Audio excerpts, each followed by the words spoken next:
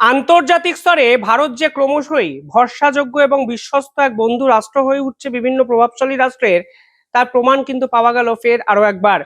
কিছুদিন আগে ইউক্রেন রাশিয়ার একাধিক গুরুত্বপূর্ণ তৈল ঘাঁটিকে ড্রোন এবং মিসাইল অ্যাটাকে তছনছ করে দিয়েছিল। তখন কিন্তু রাশিয়া সামগ্রিকভাবে তেল ওরিয়েন্টেড একটা সংকটজনক পরিস্থিতিতে পড়েছিল। আর এবার রাশিয়ার পর ভারতের আরো এক বন্ধু রাষ্ট্র ইসরায়েল ভারতের সাহায্য চেয়ে বসলো। ইরান ও ইসরায়েলের এই যুদ্ধে ইরানের মিসাইল ইসরায়েলের একাধিক ডিফেন্স স্ট্রাকচারে মারাত্মকভাবে ধ্বংসলীলা চালায়। এর ফলে ইসরায়েলের ডিফেন্স প্রোডাকশন সাময়িকভাবে কিন্তু স্থগিত হয়। এই পরিপ্রেক্ষিতে ইসরায়েল মনে করছে ভারতই একমাত্র রাষ্ট্র যারা এই বিপদের দিনে ইসরায়েলকে সাহায্য করতে পারে। এক্স্যাক্টলি কোন মিসাইল বানানোর জন্য বা কোন অস্ত্র বানানোর জন্য ভারত তারা সাহায্য চাইলো, এবং ভারত সত্যি কি এই মুহূর্তে ইসরায়েলকে সাহায্য করতে পারে? এখন অনেক প্রশ্ন উঠেছে। এই পুরো বিষয়টা নিয়ে আজকে আলোচনা করবো এই ভিডিওটি শেষ অবধি দেখবেন। অত্যন্ত ইনফরমেটিভ এবং গুরুত্বপূর্ণ একটি ভিডিও। এবং মধ্যপ্রাচ্যের এই যুদ্ধবিধ্বস্ত পরিস্থিতিতে ভারত ও ইসরায়েলের এই বন্ধু জোট ফের একবার নয়া সমীকরণ যে তৈরি করলো তা তো বলার আর অপেক্ষা রাখে না।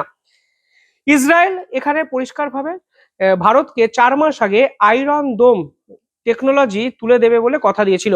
4 মাস আগে ভারতের প্রধানমন্ত্রী নরেন্দ্র মোদী ইসরায়েল সফরে গেছিলেন। সে সময় ইসরায়েলের প্রেসিডেন্ট নেতানিয়াহুর সঙ্গে তার একটি গুরুত্বপূর্ণ বৈঠক হয়। এবং ভারত এর আগে ইসরায়েলের সঙ্গে একাধিক যেমন ডিফেন্স কোলাবোরেশন এবং স্ট্র্যাটেজিক পার্টনারশিপ করেছে, সেই পার্টনারশিপ অনুযায়ী ইসরায়েল ভারতকে আয়রন ডোম টেকনোলজি তুলে দেবে, এই প্রতিশ্রুতি কিন্তু প্রাথমিকভাবে দেওয়া হয়। কিন্তু এরপরেই শুরু হয় ইসরায়েল ও ইরানের এই যুদ্ধ। এই যুদ্ধে ইসরায়েলের একাধিক গুরুত্বপূর্ণ ইনফ্রাস্ট্রাকচার ক্ষতিগ্রস্ত হয়। একদিকে তেল হাবিবের মতো গুরুত্বপূর্ণ ইনফ্রাস্ট্রাকচার, অন্যদিকে যে সকল জায়গায় ডিফেন্স প্রোডাকশন হতো সেই ডিফেন্স প্রোডাকশনকেও কিন্তু টার্গেট করে ইরান। ফলে এই মুহূর্তে আয়রন ডোম বানানোর জন্য যে মিসাইল তৈরি করা প্রয়োজন, সেই মিসাইল তৈরি করার ক্যাপাসিটি ইসরায়েলের আর নেই। এই পরিপ্রেক্ষিতে দাঁড়িয়ে ইসরায়েলের রাফায়েল অ্যাডভান্স সিস্টেম, যা ইসরায়েল একটি কোম্পানি, তারা সরাসরি ভারতের সাহায্য চেয়ে বসেছে। তারা পরিষ্কার বলছেন যে আয়রন ডোমে যে তামির ইন্টারসেপ্টর তৈরি হয় বা লাগানো হয়, সেটাকে বানানোর জন্য ভারতের সাহায্য দরকার। কেন ভারতের সাহায্য দরকার? তারও কিছু নির্দিষ্ট কারণ ইসরায়েলের এই কোম্পানির পক্ষ থেকে বলা হয়েছে। যেমন ইসরায়েলের 3টে বড় কোম্পানি মূলত ডিফেন্স প্রোডাকশন করে। একটি হলো ইসরায়েল এরোস্পেস কোম্পানি, দ্বিতীয়টি হলো রাফায়েল অ্যাডভান্স ডিফেন্স সিস্টেম, এবং তৃতীয় কোম্পানির নাম এলব্রিড। ভারত এই 3 কোম্পানির সঙ্গেই বিভিন্ন ধরনের চুক্তিতে আবদ্ধ। এখন রাফায়েল অ্যাডভান্স ডিফেন্স সিস্টেম এখন বলছে যে এই মুহূর্তে দাঁড়িয়ে আয়রন ডোম যদি বানাতে হয় তাহলে ভারতের সাহায্য প্রয়োজন, কারণ ভারত ছাড়া এই মুহূর্তে ইসরায়েলের ভরসাযোগ্য বন্ধু বলতে আমেরিকার পক্ষে এই টেকনোলজি দিয়ে এই মুহূর্তে ইসরায়েলকে সাহায্য করা সম্ভব নয়।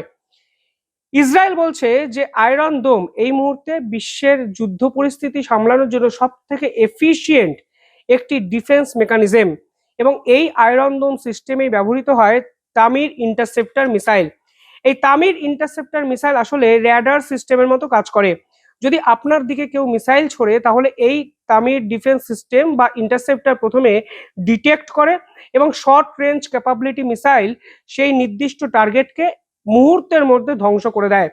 প্রধানত রকেটকে ধ্বংস করার জন্য তামির ইন্টারসেপ্টর ব্যবহার করা হয়, আর্টিলারি সেলসকে ধ্বংস করার জন্য ব্যবহার করা হয়, মোটরসকে ধ্বংস করার জন্য ব্যবহার করা হয়, একাধিক ক্রুজ মিসাইলকে ধ্বংস করার জন্য ব্যবহার করা হয়, এবং ইউএভি ড্রোনকে ধ্বংস করার জন্য এই তামির ইন্টারসেপ্টরকে ব্যবহার করা হয়।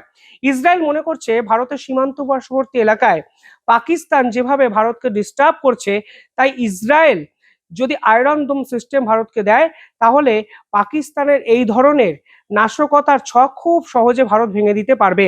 কিন্তু এই আয়রন ডোম বানাতে গিয়েই ইসরায়েল কিন্তু বিপদের মুখে পড়ে, কারণ আয়রন ডোমে যে তামির ইন্টারসেপ্টর মিসাইল ব্যবহার হয় সেটা বানানোর মতো পরিস্থিতি ইসরায়েলের নেই। ফলে ইসরায়েল এখন ভারতের সাহায্য চেয়ে বসেছে।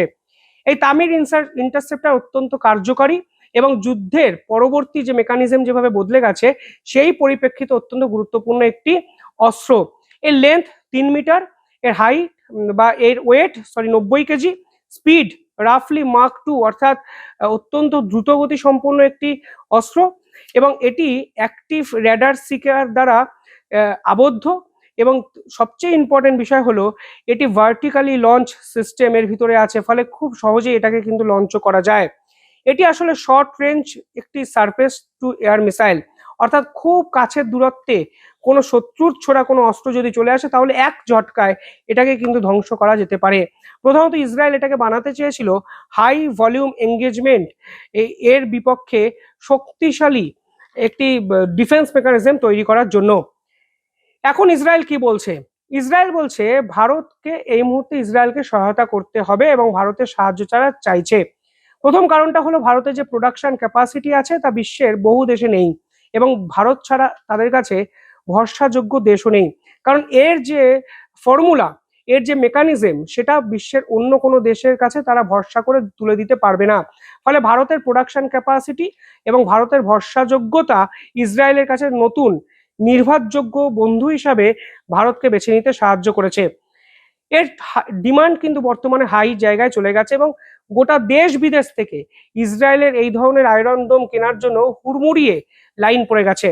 কিন্তু ভারত এই মুহূর্তে ইসরায়েলের একমাত্র ঘনিষ্ঠ বন্ধু, তাই ইসরায়েল চাইছে ভারতকেই এই আয়রন ডোম প্রথমে দিতে এবং এর যে তামির ইন্টারসেপ্টটা তৈরি করতে চাইছে ইসরায়েল, তা ভারতেই তৈরি হোক। পাশাপাশি ভারতের লোয়ার ম্যানুফ্যাকচারিং কস্ট, এটা অত্যন্ত ইম্পর্টেন্ট একটি বিষয়। ভারতে সাধারণত কোনো ডিফেন্স ওরিয়েন্টেড পার্টস তৈরি করার জন্য মেকানিজম কস্ট কিন্তু অনেকটা কম কম্পেয়ার টু ওয়েস্টার্ন কান্ট্রি। ফলে এখানের ম্যান পাওয়ার সাপোর্ট খুব সহজে পাওয়া যায় এবং এখানকার কস্ট এফেক্টিবিলিটি অন্য রাষ্ট্রের থেকেও কম। ফলে ভারতকেও বেছে নেওয়ার কারণ কিন্তু এই আরেকটাই। পাশাপাশি এই মুহূর্তে লার্জ স্কিল ওয়ার্কফোর্স ভারতে পাওয়া যায়। ভারতে ইঞ্জিনিয়ার চান আপনি পেয়ে যাবেন, সায়েন্টিস্ট চান আপনি পেয়ে যাবেন, আপনি সহায়তা কর্মী হিসাবে যদি কাউকে দরকার হয় সেটাকেও আপনি পেয়ে যাবেন। ফলে ইসরায়েলের কাছে পছন্দের জায়গা কিন্তু ভারত, কারণ ভারতে খুব সহজে ইসরায়েল যে ধরনের মানুষজন এই প্রজেক্টের সঙ্গে অ্যাটাচ করতে তারা চাইছেন বা হতে চাইছেন, তাদেরকে খুব সহজে তারা পেতে পারে। এবং ইম্পর্টেন্ট বিষয় হলো ম্যাচিওর সাপ্লাই চেন। ভারতের সাপ্লাই চেন কিন্তু শেষ 10 বছরে স্পেশালি অনেক উন্নত হয়েছে। ফলে সব মিলিয়ে ভারতের কাছে এই মুহূর্তে ইসরায়েল সাহায্য চেয়েছে, কারণ তারা মনে করছে ভারতই এই মুহূর্তে একটি সেফেস্ট পয়েন্ট। এবং আপনারা জানেন ভারত ক্রমশ অস্ত্র এক্সপোর্ট হাব হিসাবে নিজেদেরকে এস্টাবলিশ করেছে। অপারেশন সিন্দুরের পর ব্রহ্মোস মিসাইলের চাহিদা দেশ বিদেশে ভারতের এক্সপোর্ট ইন্ডাস্ট্রিকে অন্য মাত্রায় নিয়ে গেছে। ফলে ভারত শুধুমাত্র অন্য রাষ্ট্র থেকে যে এখন অস্ত্র কিনছে তা নয়, ভারত অন্য রাষ্ট্রতে অস্ত্র বিক্রি করেও বিপুল পরিমাণে রোজগার করছে, যা কিন্তু ভারতের একটি নিঃসন্দেহে গুরুত্বপূর্ণ একটি উত্থান। ফলে সব মিলে ইসরায়েলই ভারতের কাছে একমাত্র এখন পছন্দ। এর আগে ভারতের সঙ্গে ইসরায়েল কিন্তু একাধিক ক্ষেত্রে জয়েন্ট প্রোডাকশনও করেছে। ইসরায়েলের কোম্পানি রাফায়েল অ্যাডভান্স সিস্টেম এর আগে কল্যাণী নামক ভারতের একটি কোম্পানির সঙ্গে একত্রে মিলে একটি একটি জয়েন্ট প্রোডাকশনও কিন্তু করছে এবং দুই রাষ্ট্র মিলে বারাক 8 প্রোগ্রাম কিন্তু কন্টিনিউয়াসলি চালাচ্ছে এবং সেই প্রোগ্রাম একটা জিনিস বুঝিয়ে দিচ্ছে যে ইসরায়েল ভারতের কর্মকাণ্ডে খুশি, ফলে তারা নতুন প্রজেক্টের জন্য ভারতের সাহায্যই চাইছে। এবার এই সময়টা কেন ইম্পর্টেন্ট দেখুন, জিওপলিটিক্সের সময়টা অত্যন্ত গুরুত্বপূর্ণ। এমন একটি সময় ইসরায়েল ভারতের সাহায্য চেয়েছে, ঠিক তখন ইরান ভারতের প্রধানমন্ত্রীকে আমন্ত্রণ জানিয়েছে আয়াতুল্লাহ খামিনের শেষকৃত্য অনুষ্ঠানে অংশগ্রহণ করার জন্য। ফলে এই মুহূর্তে দাঁড়িয়ে ভারত কি করবে সেটাও যেমন একটা বড় প্রশ্ন, পাশাপাশি ভারত 100% কি ইসরায়েলকে সাহায্য করবে সেটাও কিন্তু একইভাবে আলোচিত হচ্ছে। ভারত সিদ্ধান্ত নিয়েছে নরেন্দ্র মোদী ইরান সফরে যাবেন না, তার বদলে যাবেন বিহারের রাজ্যপাল। অত্যন্ত ফেয়ার ডিসিশন, কারণ এই মুহূর্তে ইরান সফরে যাওয়া মানে আরবের একাধিক রাষ্ট্রকে ভারতে চটিয়ে ফেলা এবং ইসরায়েলের সঙ্গে বন্ধুত্ব নষ্ট করা। ফলে সেই পরিপ্রেক্ষিতে ভারত নিঃসন্দেহে এক মাস্টার স্ট্রোক দিয়েছে। কিন্তু এখন দেখার বিষয় ইসরায়েলের এই প্রপোজালে ভারত রাজি হয় কিনা। মনে রাখবেন ইসরায়েল কিন্তু এমন একটি রাষ্ট্র যে পেহেলগাম হত্যাকাণ্ডের পর সরাসরি পাকিস্তানের বিরোধিতা করেছিল এবং বহু ক্ষেত্রে ইসরায়েল ভারতের পাশে ঝাঁপিয়ে পড়েছে, সে ডিফেন্স মেকানিজম দিয়ে হোক বা ট্রেড এগ্রিমেন্ট করে হোক। ফলে ভারত এই মুহূর্তে ইসরায়েলের এই প্রস্তাবে সাড়া হয়তো দেবে, না দিলে হয়তো গোটা বিশ্ব চমকেই যেতে পারে। কি করবে ভারত, এই প্রশ্ন, এই কৌতূহল এখন সকলের মনেই আছে। কি করা উচিত কমেন্টে আপনারা জানাবেন। দেখতে থাকুন দ্য ইন্ডিপেন্ডেন্ট বেঙ্গল চ্যানেলটি। ভালো লাগলে একটু সাবস্ক্রাইব করবেন, বেল আইকনটি পাশে থাকবেন, আমাদের সঙ্গে থাকবেন নিয়মিত কমেন্ট করে। ধন্যবাদ।